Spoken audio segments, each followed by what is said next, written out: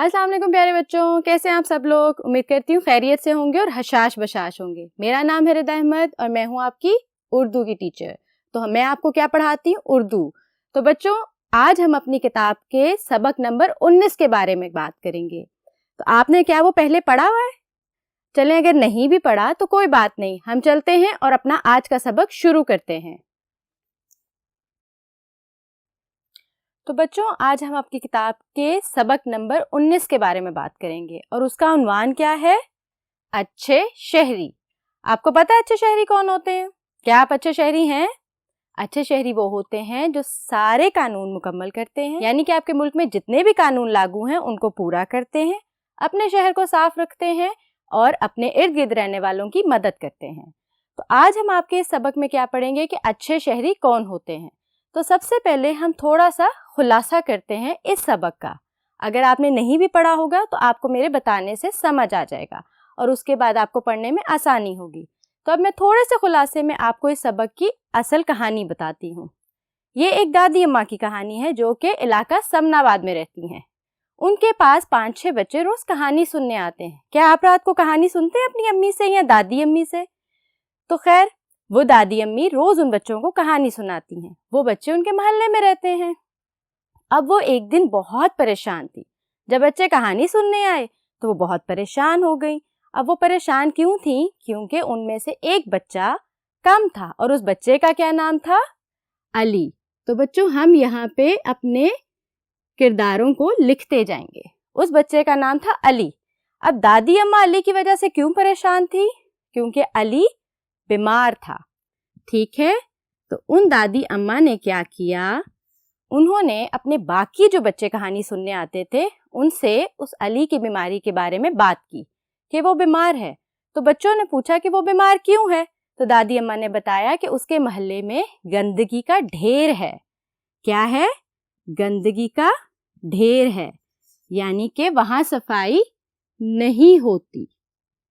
तो इस वजह से बच्चों, आपको पता है जहाँ गंदगी का ढेर होता है वहां बीमारियां जल्दी फैलती हैं।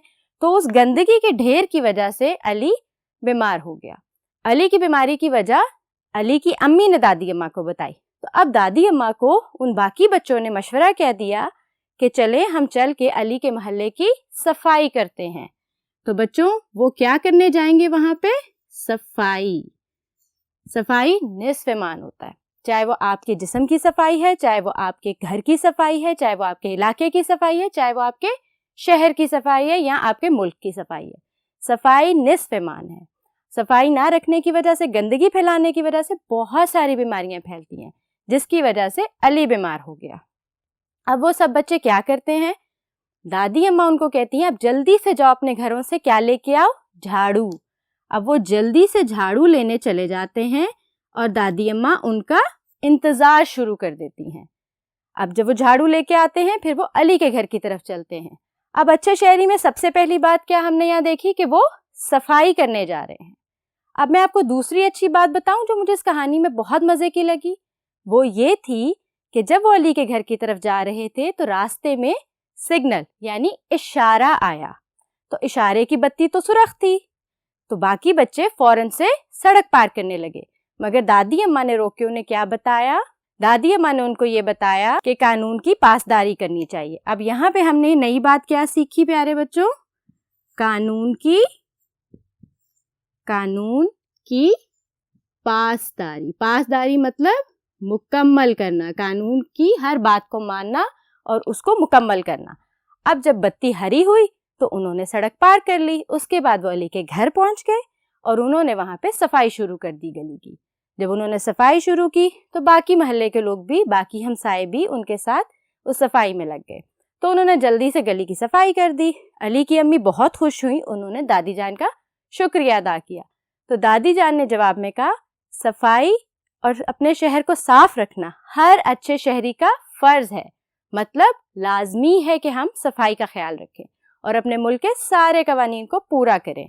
तो बच्चों, ये तो मैंने आपको छोटी सी कहानी सुना के आपके सबक के बारे में मुकम्मल तरीके से आपको आगाह कर दिया। अब आज हमने करना क्या है? आज हम इस पूरे सबक के अल्फाज मायनी को देखेंगे। जो मुश्किल अल्फाज हैं, जो आपको समझ नहीं आएंगे, میں آپ کو ان کو آسان لفظوں میں سمجھاؤں گی. تو چلیں اب ہم اس سبق کے مشکل الفاظ دیکھتے ہیں. تو بچوں یہ ہیں ہمارے سبق کے الفاظ معنی. میں نے آپ کے لیے سارے مشکل الفاظ ڈھونڈ کے رکھ لیے اور پھر میں نے سوچا کہ میں آپ کو ان کو آسان لفظوں میں بتاؤں گی تاکہ جب آپ سبق پڑھیں گے تو آپ کو بہت مزہ آئے گا اور بہت جلدی سمجھ آ جائے گی. ٹھیک ہے، تو چلیں چلتے ہیں اور دیکھتے ہیں اس سبق کے مشکل الفاظ معنی. ہمارا پہلا لفظ ہے علاقہ. علاقہ کیا ہوتا ہے؟ کسی بھی جگہ کو علاقہ کہتے ہیں. آپ جہاں رہتے ہیں وہ ایک علاقہ ہے، میں جہاں رہتی ہوں وہ بھی ایک علاقہ ہے. تو علاقہ کہتے ہیں جگہ کو. ٹھیک ہو گیا؟ سمجھ آئی؟ شاباش. اگلا لفظ ہے مظاہرہ. مظاہرہ کیا ہوتا ہے؟ مظاہرہ کسی بھی کام کو کر کے دکھانے کو کہتے ہیں. کچھ کر کے دکھانا. یعنی اگر آپ اپنی امی کے کہنے پہ اپنے کمرے کی صفائی کرتے ہیں تو وہ صفائی کرنا آپ کا مظاہرہ ہے. کسی بھی کام کو عملاً کر کے دکھانا مظاہرہ کہلاتا ہے. ٹھیک ہو گیا؟ چلے اگلا لفظ دیکھتے ہیں. بڑھیا. بڑھیا کون ہوتی ہے؟ شاباش، آپ کو تو پتا ہے. بوڑھی عورت جو بہت بوڑھی ہو چکی ہو، جس سے چلا نہیں جاتا، اس کو بڑھیا کہتے ہیں. اور ہمارا اگلا لفظ ہے منہ بسورنا. آپ میں سے کون کون منہ بسورتا ہے جب آپ کی امی آپ کی بات نہیں مانتی؟ آپ سب منہ بسورتے ہیں. منہ بسورنے کو کہتے ہیں منہ بنانا، یعنی ناراض ہو جانا یا کسی بات پہ ضد کرنا اور منہ بنا کے بیٹھ جانا کہ جی مجھے نہیں پتا، ابھی کر کے دیں. اس کو کہتے ہیں منہ بسورنا. ٹھیک ہو گیا؟ اگلا لفظ ہے ماحول. اچھا بچوں، ماحول ایک بہت وسیع لفظ، تو میں آپ کو یہاں پہ آسان لفظوں میں یوں سمجھاؤں گی. ارد گرد کا حال، یعنی اگر آپ ایک گھر میں رہتے ہیں تو آپ کے گھر کا کیا ماحول ہے، کہ اس کمرے میں کون رہتا ہے، کھانا کہاں پکتا ہے، رات کو کیا ہوتا ہے، دن میں کیا ہوتا ہے، یہ آپ کے گھر کا ماحول ہے. اسی طرح آپ کے علاقہ کا کیا ماحول ہے، یعنی جس جگہ آپ رہتے ہو اس علاقے کا کیا ماحول ہے، وہاں شام میں کیا ہوتا ہے، دوپہر میں کیا ہوتا ہے. اسی طرح آپ کے اسکول کا ماحول، آپ کی کلاس کا ماحول، کسی بھی جگہ پہ جو حال ہوتا ہے، احوال ہوتا ہے، اس کو ہم کہتے ہیں ماحول. ارد گرد کا حال. تو اب اس سبق میں ماحول کا مطلب کیا تھا، علی کے علاقے کا ماحول کیا تھا، وہ گندا علاقہ تھا. ٹھیک ہو گیا؟ ہمارا اگلا لفظ ہے تیمارداری. تیمارداری کیا ہوتی ہے بچوں؟ آپ نے کبھی دیکھا آپ کے خاندان میں کوئی بیمار ہو جاتا ہے اور آپ کی امی اور ابو اس کا حال چال پوچھنے جاتے ہیں؟ جی، اس حال چال پوچھنے جانے کے عمل کو تیمارداری کہتے ہیں. بیمار کا حال پوچھنا. آپ کے دوست بھی بیمار ہوتے ہوں گے، پھر آپ اپنی امی جان کے ساتھ جاتے ہوں گے، ان کا حال پوچھتے ہوں گے.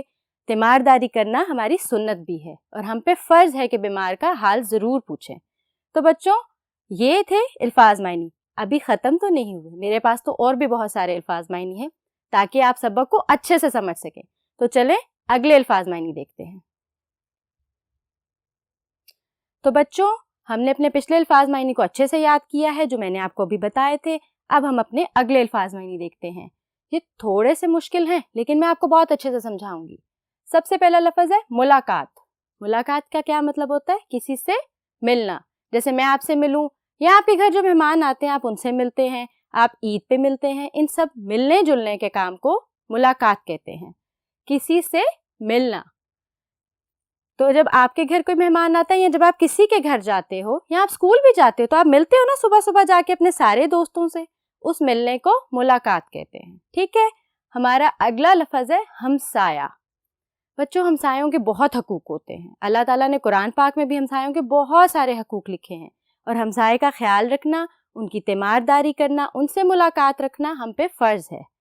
تو ہمسائے کا مطلب کیا ہوتا ہے؟ آپ کو پتہ ہے ہمسائے کسے کہتے ہیں؟ جی، جو آپ کے ساتھ والے گھر میں رہتا ہے، پاس کے مکان والا.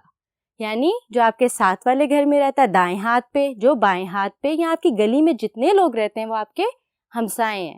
اور بچوں آپ پہ فرض ہے ان ہمسایوں کا خیال رکھیں، ان کو تنگ مت کریں. ٹھیک ہے؟ چلیں اگلا لفظ دیکھتے ہیں. فرض. ابھی میں نے آپ کو بتایا کہ ہمسایوں کا خیال رکھنا فرض ہے. فرض کا کیا مطلب ہے؟ ذمہ داری.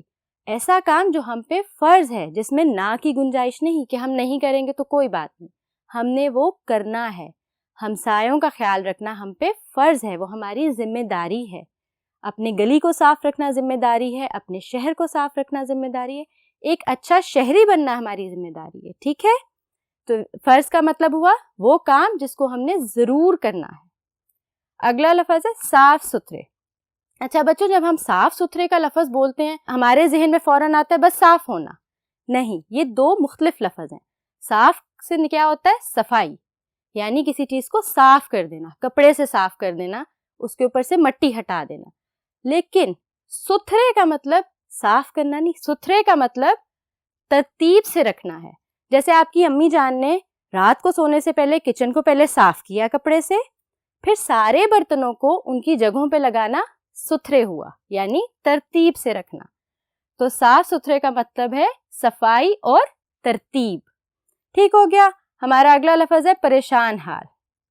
پریشان کا تو مطلب آپ کو پتا ہوگا، جب کوئی بات آپ کو بہت تنگ کرتی ہے تو آپ پریشان ہو جاتے ہیں. پریشان حال کون ہوتا ہے؟ کسی مشکل میں ہونا. جیسے آپ کے ساتھ خدا نہ خواستہ آپ اسکول سے واپس آ رہے ہو اور آپ راستہ بھول گئے تو آپ پریشانی میں آ جاؤ گے، تو وہ حال آپ کا کیا ہوگا؟ پریشان حال. یعنی آپ اس ٹائم پریشان ہو، اور ہمیں پریشانی کے حال میں دوسروں کی مدد کرنی چاہیے. شاباش. ہمارا آخری لفظ ہے ڈھیر. ڈھیر بچوں کسی بھی چیز کی بہت زیادہ مقدار کو کہتے ہیں، کسی بھی چیز کا زیادہ ہونا. جیسے جوتوں کا ڈھیر، اگر ایک سے زیادہ جوتے ہیں، بہت زیادہ ہیں، تو وہ ڈھیر ہے. اور علی کی گلی میں کیا تھا؟ گندگی کا ڈھیر، کوڑے کا ڈھیر. اسی طرح آپ کہہ سکتے ہو جوتوں کا ڈھیر، کتابوں کا ڈھیر. کسی بھی چیز کی بہت زیادہ مقدار ڈھیر کہلاتی ہے. تو بچوں یہ تھا ہمارا آج کا سبق اچھے شہری. مجھے یقین ہے آپ نے اس میں بتائی جانے والی ساری اچھی باتوں کو سنا ہے اور آپ اس پہ عمل کر کے کیا بنیں گے؟ اچھے شہری. میرا نام ہے ردا احمد. مجھے دیں اجازت. انشاءاللہ آپ کے اگلے سبق کے ساتھ پھر حاضر ہوں گی. اللہ حافظ.